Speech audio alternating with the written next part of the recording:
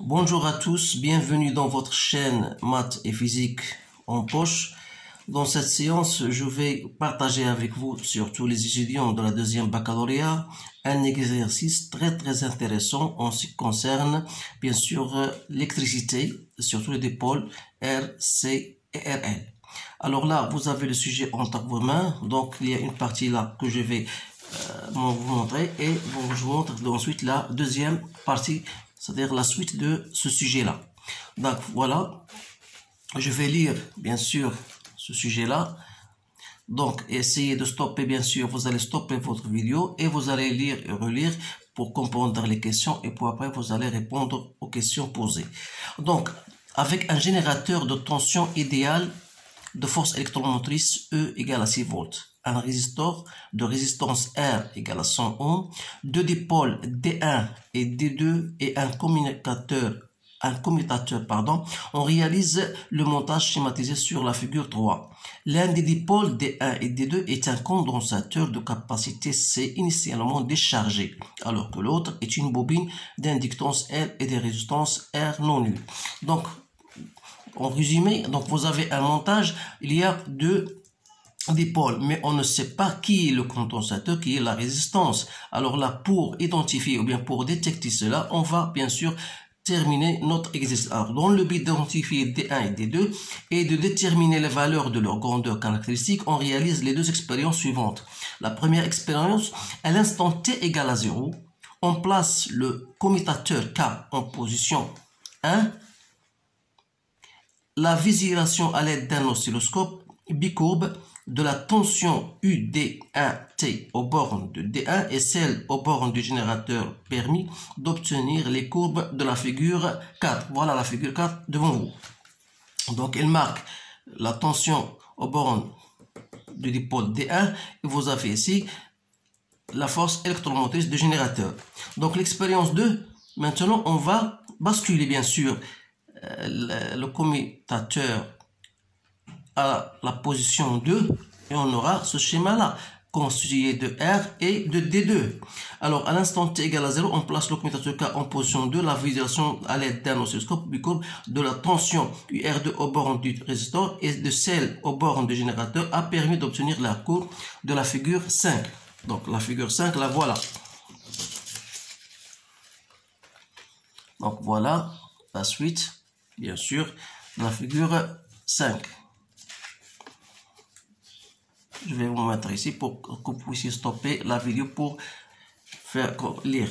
Donc, en appliquant, voilà les questions, en appliquant la loi des mailles au circuit correspondant à l'expérience 1, exprimer la tension U1R aux bornes du résistor en fonction de E et de UD1. On déduire par exploitation des courbes de la figure 4 que l'intensité du courant circulant dans le circuit s'annule lorsque le régime permanent est atteint. Déduire en le justifiant que le dipôle D1 est le condensateur. On rappelle que la constante de temps tau 1 d'un dipôle RC soumis à un échelon de tension cyclique tau 1 égale à RC détermine graphiquement la valeur de tau 1. Donc on va bien sûr faire question par question et on va doucement vous faire comprendre bien sûr la suite.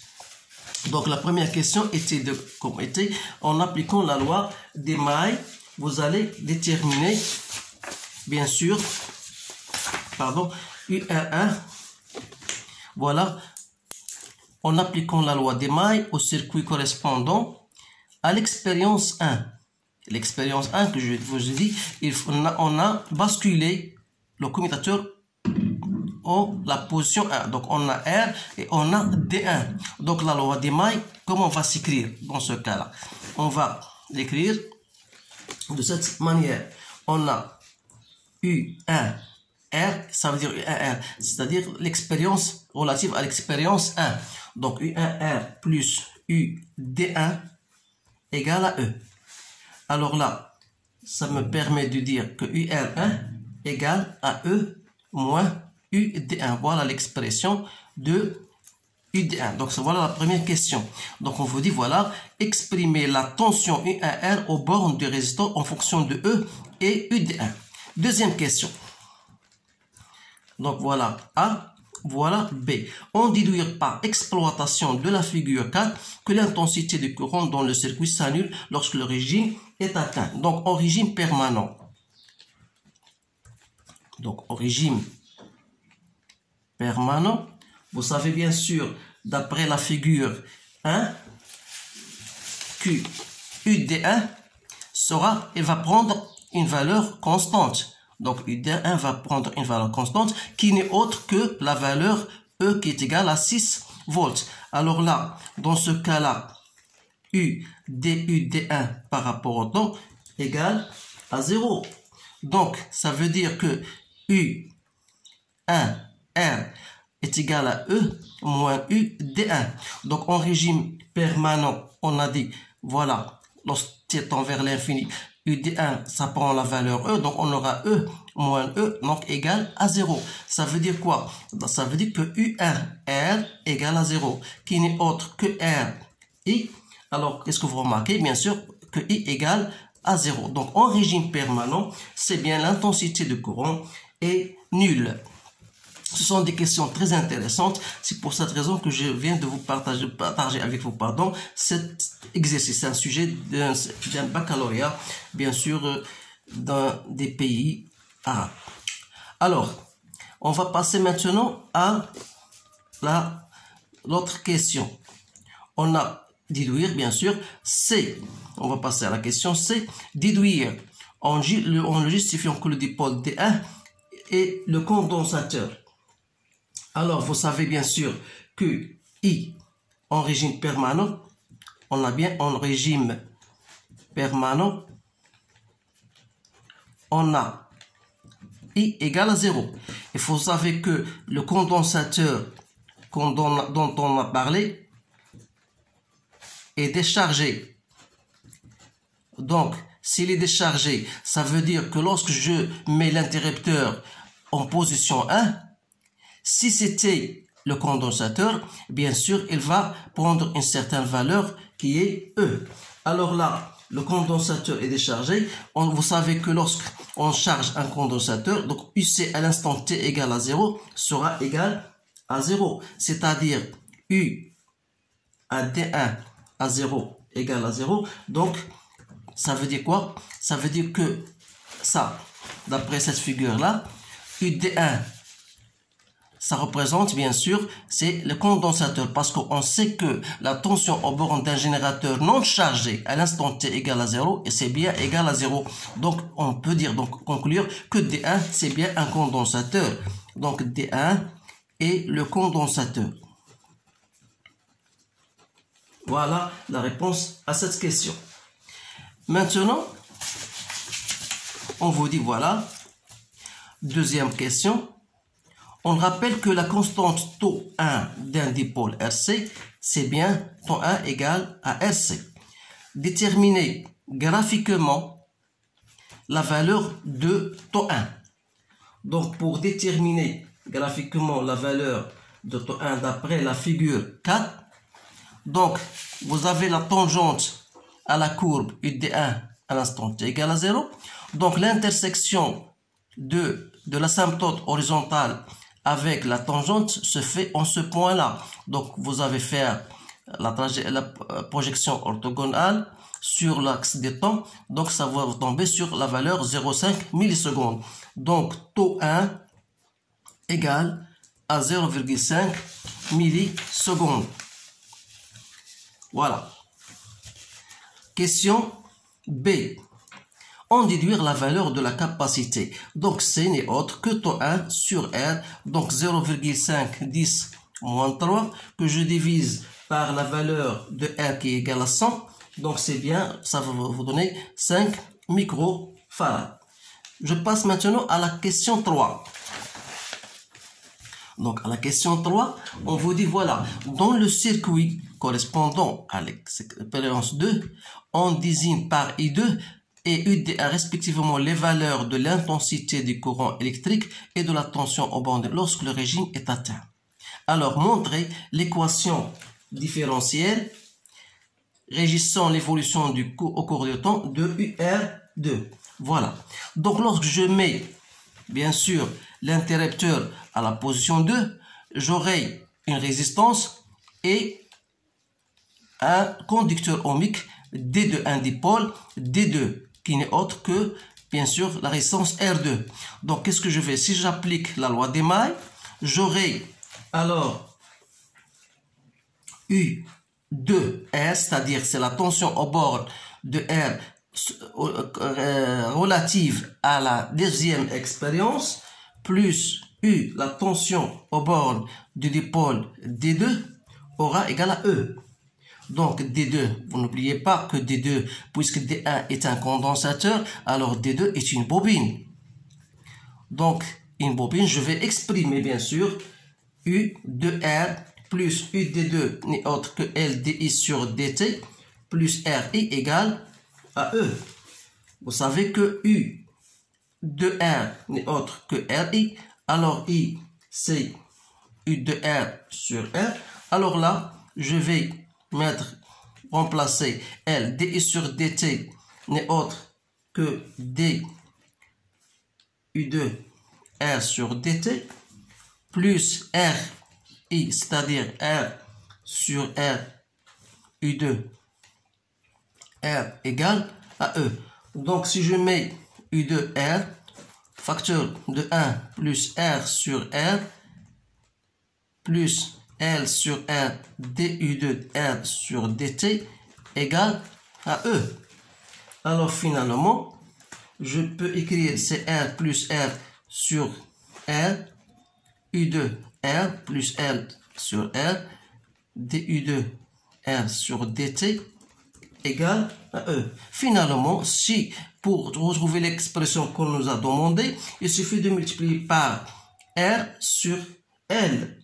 Donc, vous allez obtenir DU2R sur DT plus R sur L U2R. Je multiplie par R, je divise par L. Voilà votre expression qu'on vous a demandé. Alors ici, taux 2, vous savez que ça, c'est la valeur de 1 sur taux 2, qui est R plus R sur L. Alors taux 2 n'est autre que L sur R plus R. Voilà votre expression par analogie, bien sûr, de ce que vous avez obtenu. Donc, en exploitant maintenant les courbes de la figure 5, déterminez les valeurs de I2, UD2 et taux 2. Donc, voilà. Donc, pour déterminer I2. Alors, vous savez qu'en régime permanent, vous avez U2R prend une constante. D'après la figure 5, voilà, cette constante-là n'est autre que 5 volts. Donc voilà, je mets 5 volts. Donc vous savez que D du R2 par rapport égale à 0. Donc si celle-ci égale à 0, donc il reste quoi? Il reste U2 sur taux 2 égale à RE sur R. Donc je vais mettre ça. Donc U2 R sur taux 2 n'est autre que RE sur L. Ça en régime permanent. D'autre part, U2 R en régime permanent, c'est quoi? C'est R I2. Parce que I, ça prend la valeur I2 d'après l'énoncé. Donc je cherche alors I2 qui n'est autre que U de E R sur R. C'est-à-dire 5 sur 100. Donc c'est 0,05 ampères. Alors, d'autre part, d'après l'expression, l'équation différentielle, U2D plus U2R égale à E. C'est-à-dire, en régime permanent, lorsque c'est vers l'infini, plus U2R en régime permanent, ça va être égal à E. D'où U2D à l'infini sera égal à E moins U2R à l'infini. Or, E, c'est quoi? C'est 6. Et U2 à l'infini, c'est 5. Donc, c'est 1 volt.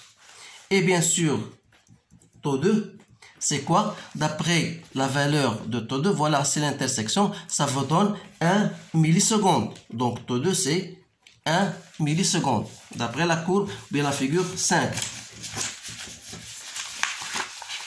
Donc voilà, d'après la figure 5, vous avez bien sûr taux 2, c'est 1 milliseconde. Donc qu'est-ce qu'il reste? Donc on a bien U2 R à l'infini sur taux 2, comme on l'a écrit tout à l'heure, c'est RE sur L. Alors là, je peux déterminer L, c'est quoi? C'est taux 2 RE sur U de R à l'infini.